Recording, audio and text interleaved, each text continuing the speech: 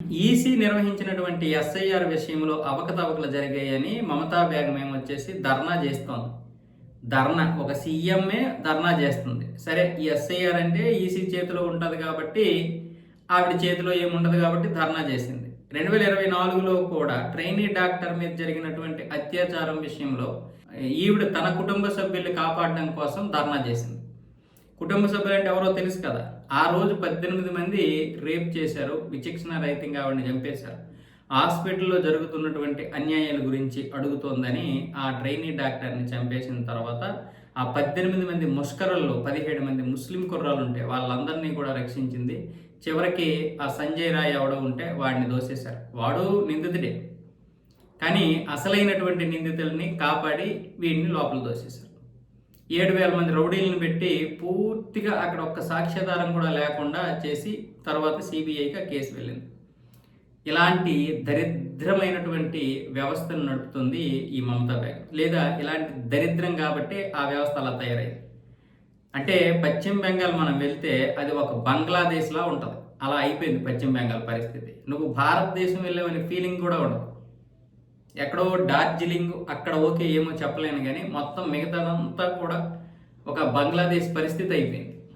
అలాంటి దారుణమైనటువంటి పరిస్థితుల్లో ఈరోజు పశ్చిమ బెంగాల్ ఉంటే ఇప్పుడు ఈవిడ ధర్నాలు చేస్తే సుప్రీంకోర్టు ఒక సపరేట్గా ఒక ప్రత్యేకమైనటువంటి న్యాయ వ్యవస్థను ఏర్పాటు చేస్తానని మాట ఇవ్వడంతో ఇప్పుడు ఆ ధర్నా నుంచి బయటకు వచ్చింది ఈవిడ ఎందుకు వెనకడుగు వేసిందంటే సుప్రీంకోర్టు మీద ఈవిడికి నమ్మకం అంట.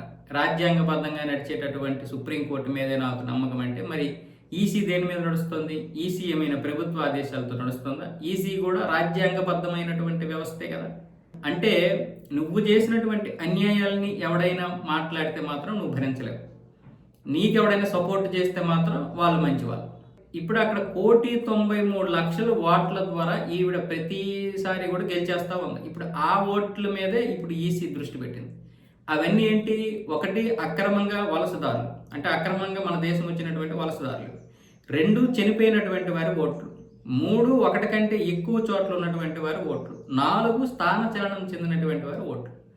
అంటే పశ్చిమ బెంగాల్ నుంచి ఎవరైనా బయట రాష్ట్రాలకు వెళ్ళిపోయి అక్కడ స్థిరపడి అక్కడ ఓట్లు సంపాదించుకున్నా కూడా మళ్ళీ పశ్చిమ బెంగాల్లో ఎలక్షన్ ఉంటే ఇక్కడికి వచ్చి ఓట్లు వేస్తున్నారు. అంటే వాళ్ళు నివసిస్తున్నటువంటి రాష్ట్రంలోనూ ఓట్లు వేస్తున్నారు, ఇక్కడ కూడా ఓట్లు వేస్తున్నారు. అలాంటప్పుడు ఈసీ ఏం చేయాలి? ఎక్కడో ఒక దగ్గర తీసేయాలి కదా. అదే చేస్తుంది. అలాగే చనిపోయినటువంటి వారి ఓట్లు కూడా ఇప్పటి వరకు వీళ్ళు గెలిచారు. 30 లక్షల ఓట్లు ఎన్నో.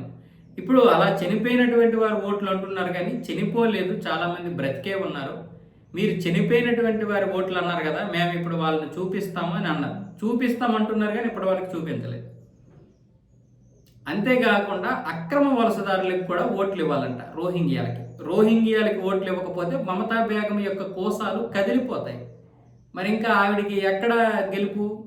మళ్ళీ ఆవిడికి రాష్ట్రం దాటిపోయిందంటే ఇక బీజేపీ కనుక అక్కడ అడుగు పెట్టిందా ఇంకా ఈవిడి యొక్క పని అయిపోయినట్లే. ముఖ్యంగా ఈవిడ బాధపడేది ఏంటి? తన యొక్క గణం ఉంటుంది, 10,000 మంది ఈవిడిని పెంచి పోషించేవాళ్ళు. అంటే పెంచి పోషించడం అంటే ఈవిడే వాళ్ళని పెంచి పోషిస్తుంది.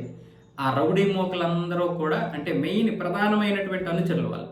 ఆ 10,000 మంది ఇప్పుడు రోడ్డును పడిపోతారు, వాళ్ళ యొక్క కోసాలు కదిలిపోతాయి బీజేపీ చేతిలోకి వచ్చిందంటే. అందుకే ఇన్ని ప్రయత్నాలు.